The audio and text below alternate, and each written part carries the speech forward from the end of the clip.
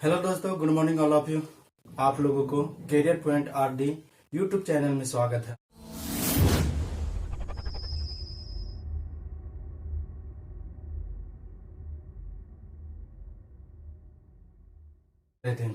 तो दोस्तों, अभी हम लोग प्रायद्वीपीय भारत की नदियों के बारे में जानकारी प्राप्त कर रहे हैं। तो प्रायद्वीपीय भारत की नदियों में बंगाल की खाड़ी में गिरने वाली नदियों के बारे में जानकारी प्राप्त कर रहे हैं। तो हम लोग आज कावेरी नदी के बारे में जानकारी प्राप्त करेंगे।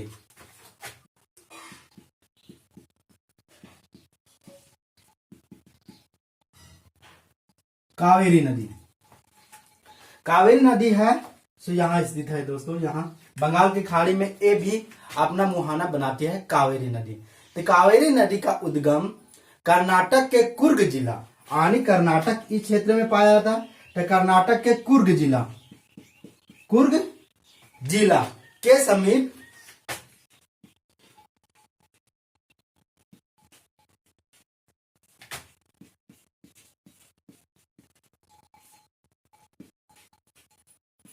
यानी कावेरी नदी का उद्गम कर्नाटक के कुर्ग जिला के समीप ब्रह्मगिरी या पुष्पगिरी पहाड़ी से निकलती है। कहां से? ब्रह्मगिरी या पुष्पगिरी पहाड़ी से ये नदी निकलती है। कहां से? कर्नाटक के कुर्ग जिला से। अब देखिए, कावेरी नदी का अफवाह यानी बहाव किस किस क्षेत्रों में प्रभावित होती है।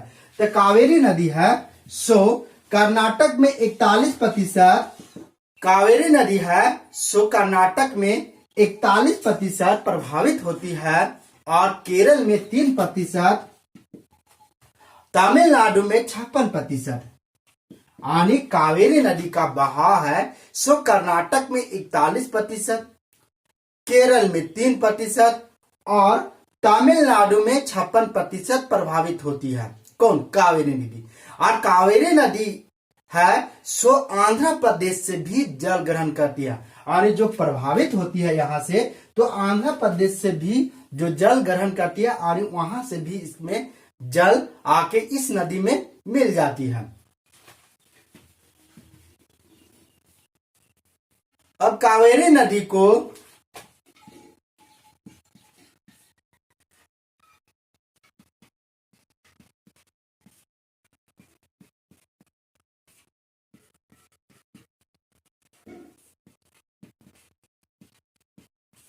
यानी कावेरी नदी के अफवाह क्षेत्र को rice bowl of South India कहा जाता है। कावेरी नदी के अफवाह क्षेत्र को क्या कहा जाता है? Rice bowl of South India यानी दक्षिण भारत की धान का कटोरा कहा जाता है। कावेरी नदी जल विवाद दो राज्यों के बीच है। कावेरी नदी जल विवाद दो राज्यों के बीच है। कौन कौन राज्य? तो कर्नाटक, यानी ये कर्नाटक और तमिलनाडु के बीच इनमें जल विवाद था। इसके लिए 1991 ईस्वी में एक समिति का गठन किया गया है। कावेरी नदी में ही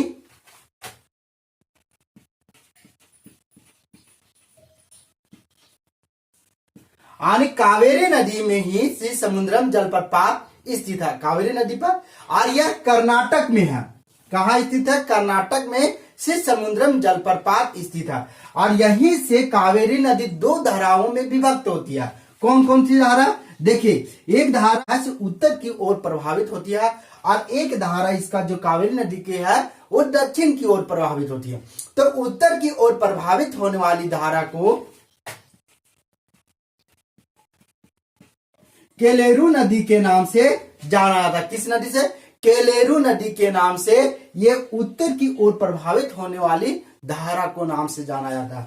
और दक्षिण की ओर जो प्रभावित होती है धारा, उसे कावेरी नदी ही कहते। क्या कहते? कावेरी नदी। यानी जो दक्षिण की ओर प्रभावित होती है इसकी धारा, उसे क्या कहते हैं? कावेरी नदी ही कहते हैं। और इस कावेरी नदी पर ही कृष्णा राजा बांध, ये पूछा गया कृष्णा राजा बांध कहाँ स्थित है? तो कावेरी नदी पर ही कर्नाटक में स्थित है। कहाँ स्थित है? कर्नाटक में स्थित है। और देखिए, श्री समुद्रम द्वीप कावेरी नदी है, सो श्री समुद्रम द्वीप तथा श्रीरंगपट्टनम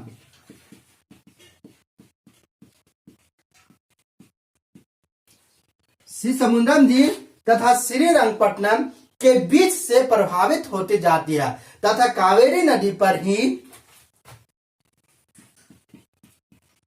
हेगेनकल जलप्रपात स्थित है। कावेरी नदी पर ही हेगेनकल जलप्रपात स्थित है। कहां पर? कावेरी नदी पर ही।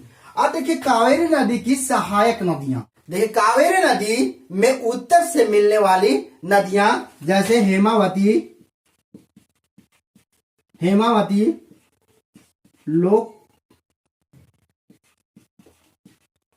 लोकपावनी,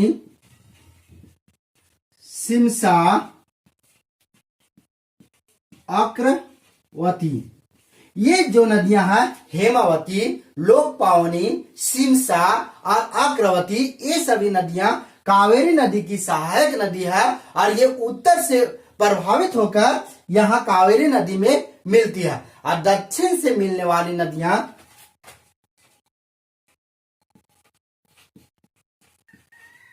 लक्ष्मण तीर्थ, कबिनी,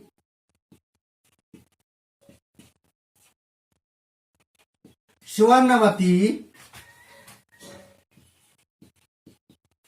भवानी, अमरावती, ये सभी नदियां हैं लक्ष्मण तीर्थ, कावेरी, स्वर्णवती, भवानी और अमरावती, ये सभी नदियां हैं। सो कहां मिलती है? कावेरी से, कावेरी की ही सहायक नदी है जो दक्षिण की तरफ से प्रभावित होकर कावेरी में मिलती है।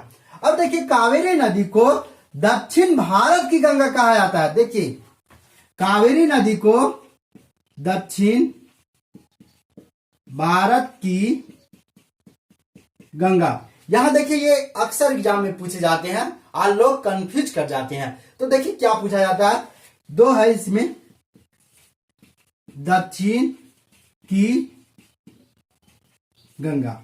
अब यहां दो प्रश्न उठ रहे हैं कि दक्षिण भारत की गंगा किसे कहा जाता है और दक्षिण की गंगा किसे कहा जाता है। अगर क्वेश्चन में आपको रहे कि दक्षिण की गंगा किसे कहा जाता है तो गोदावरी नदी, तो गोदावरी,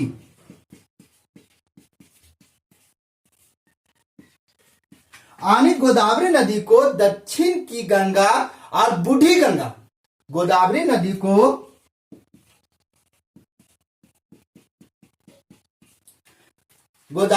को दक्षिण की गंगा और बूढ़ी गंगा कहा जाता है। दक्षिण की गंगा किसे कहा जाता है? गोदावरी नदी को। और बूढ़ी गंगा किसे कहा जाता है? गोदावरी नदी को। लेकिन अगर क्वेश्चन में ये रहे आपका कि दक्षिण भारत की गंगा किसे कहा जाता है, दक्षिण भारत की गंगा किसे कहा जाता है? कावेरी नदी को। किसे? कावेरी नदी को। अब इसे कावेरी नदी को दक्षिण भारत की गंगा किस लिए कहा जाता है, सो देखिए।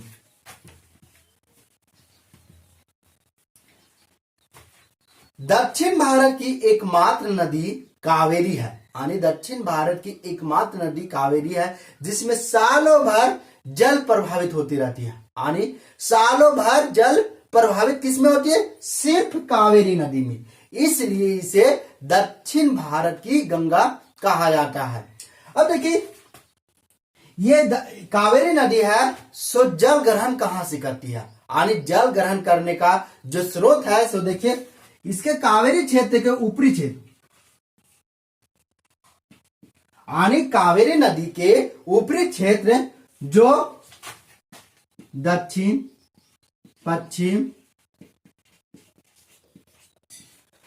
पश्चिम मानसून से जल ग्रहण करती है।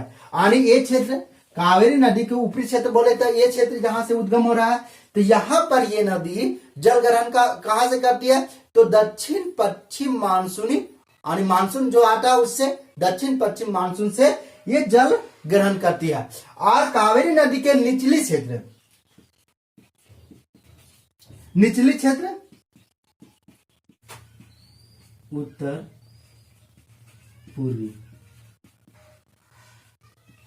उत्तर पूर्वी मानसून से, यानी ठंडे के दिनों में यहां पर वर्षा होती है। तो कावेरी नदी का निचला क्षेत्र जो है किससे जल ग्रहण करती है? तो उत्तरी पूर्वी मानसूनी क्षेत्र से ये जल ग्रहण करती है। अब आगे नदी देखिए, अगला नदी है पालर नदी। पालर नदी, अब पालर नदी का उद्गम कर्नाटक के कोलार जिला से ही होता है, यानी यहीं से होता है, कोलार जिला से, कर्नाटक। और यह नदी यहां से प्रभावित होते हुए आंध्र प्रदेश के चित्तूर जिला तथा तमिलनाडु के अकराट जिला के बीच प्रभावित होते हुए यह नदी बंगाल की खाड़ी में अपना मुहाना बनाती है। कौन? पालर नदी है से कहा उद्गम होता है? पालर नदी का उद्गम कर्नाटक के कोलार जिला से होता है और यह यहां से प्रभावित होते हुए आंध्र प्रदेश के चित्तूर जिला तथा तमिलनाडु के अकराट जिला के बीच प्रभावित होते हुए अपना जल कहां गिराती है? तो बंगाल की खाड़ी में ये नदी अपना जल गिराती है। अब अगला नदी देखिए, बेगई नदी। कौन? बेगई नदी। बेगई नदी देखिए, बेगई नदी का उद्गम कहां से होता है? बेगई नदी का उद्गम तमिलनाडु के मदुरै जिला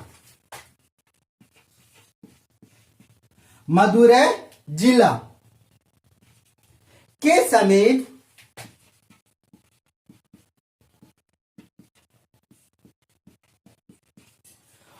मदुरै जिला के समीप वर्षानंद पहाड़ी से ये कौन सी नदी निकलती है? बेगई नदी। तो ये पूछा गया है कि वर्षानंद पहाड़ी कहां स्थित है? तो कहां? तमिलनाडु में। और यहीं से बेगई नदी निकलती है, मदुरै जिला के वर्षानंद पहाड़ी से निकलती है। और यह नदी मदुरै तथा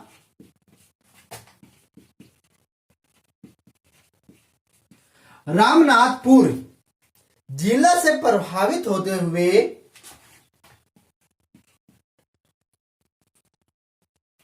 मडपम, ये मडपम स्थान है, ये इसी को बोला जाता है रामेश्वरम। यानी रामेश्वरम इसी को बोला जाता है किसे? मडपम। ये तमिलनाडु में है। तो ये नदी है बेगई नदी से मदुरै और रामनाथपुर जिला से प्रभावित होते हुए मडपम के समीप पाक के खाड़ी में गिर जाती। कहां पर? पाक की खाड़ी। यहां पाक की खाड़ी है, पाक की खाड़ी, और यहां पर ये अपना मुहाना बनाती। कौन? बेगई नदी। और बेगई नदी के तट पर ही मदुरै शहर स्थित है। कहां पर?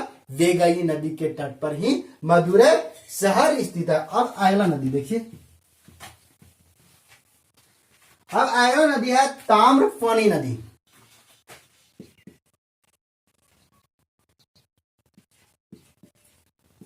ताम्रफणी नदी, ये ताम्रफणी नदी को तमिलनाडु में, यानी ताम्रफणी नदी तमिलनाडु में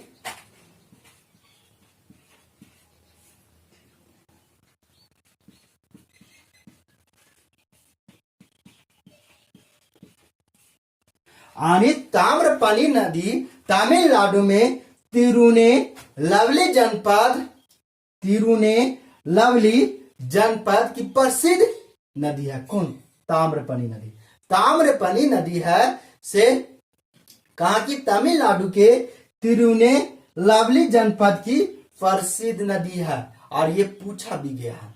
अब देखिए ताम्रफणी नदी का उद्गम कहां होता है? तो ताम्रफणी नदी का उद्गम ये सह्याद्री पर्वत या पश्चिमी घाट की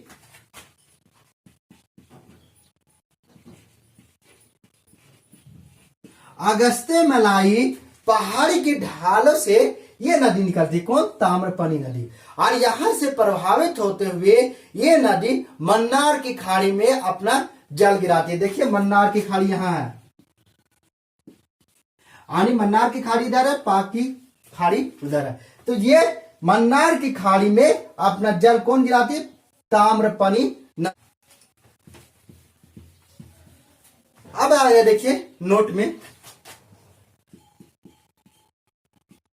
यानी ये सभी उपरोक्त नदियां में ये सभी उपरोक्त नदियों में जैसे चंबल,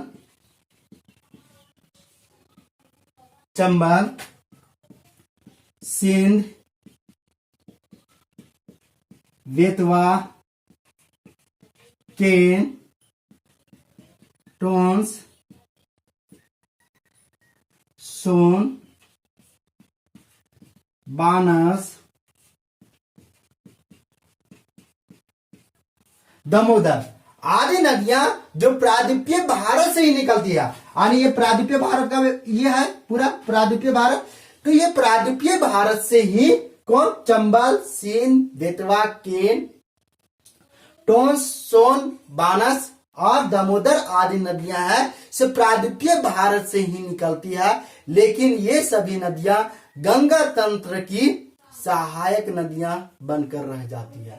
यानी ये सभी नदियां हैं से प्रायद्वीपीय भारत से तो निकलती है, लेकिन अपना जल सशक्त रूप से बंगाल की खाड़ी में नहीं गिराती है। अब देखिए पश्चिमी घाट की, ये पश्चिमी घाट की है, तो ये पश्चिमी घाट की सबसे दक्षिणतम बिंदु को, पश्चिमी घाट की सबसे दक्षिणतम बिंदु को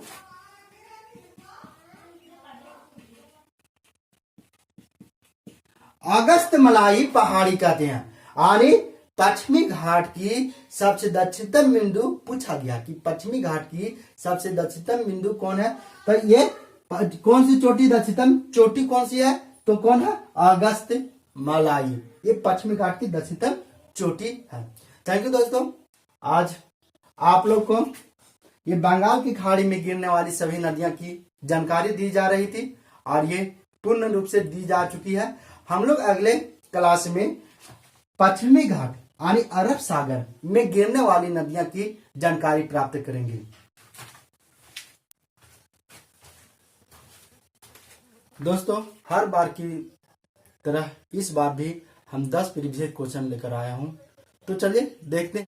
यानी पहला क्वेश्चन है चेनाब नदी की प्राचीन नाम क्या है और इस नदी को हिमाचल प्रदेश में किस नाम से जाना जाता है? यानी चेनाब नदी की बात हो रही, तो चेनाब नदी को प्राचीन नाम क्या है और इस नदी को हिमाचल प्रदेश में किस नाम से जाना जाता है? तो देखिए चेनाब नदी की प्राचीन नाम आस्किनी है। चेनाब नदी की प्राचीन नाम क्या है? आस्किनी है और इसे हिमाचल प्रदेश में चंद्रभद्रा, यानी इसे हिमाचल प्रदेश में चंद्रभद्रा के नाम से जाना जाता है। किस नदी से? चंद्रभद्रा के नाम से। यानी जो चेनाब नदी है सो बड़ा लचला दर्रा से निकलती है और वहां 2 धाराओं से निकलती है। एक धारा का नाम है चंद्र और दूसरा धारा का नाम है भद्रा।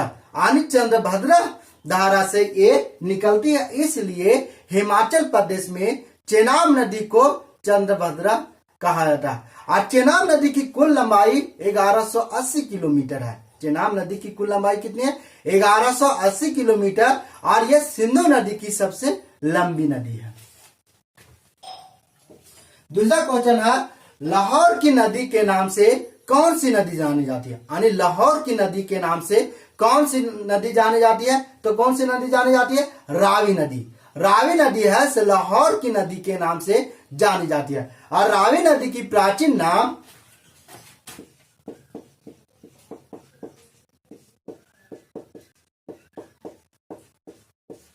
पारुसनी या इरावती है। रावी नदी का प्राचीन नाम पारुसनी या इरावती है। ये पूछे गए हैं कई बार एग्जाम में कि प्राचीन नाम बताइए।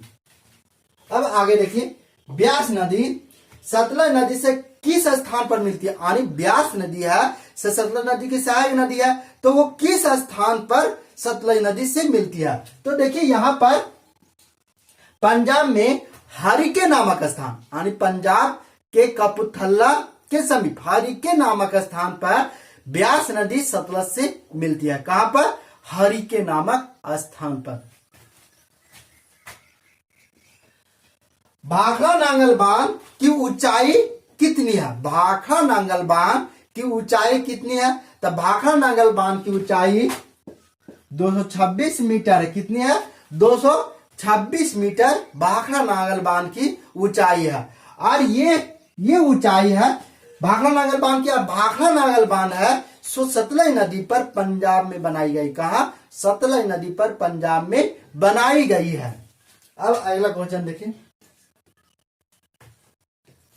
सतलज नदी किस दर्रा से भारत में प्रवेश करती है? ये पूछा गया है क्वेश्चन में कि सतलज नदी किस दर्रा से भारत में प्रवेश करती है। तो देखिए यहां सिपकिल्ला दर्रा है,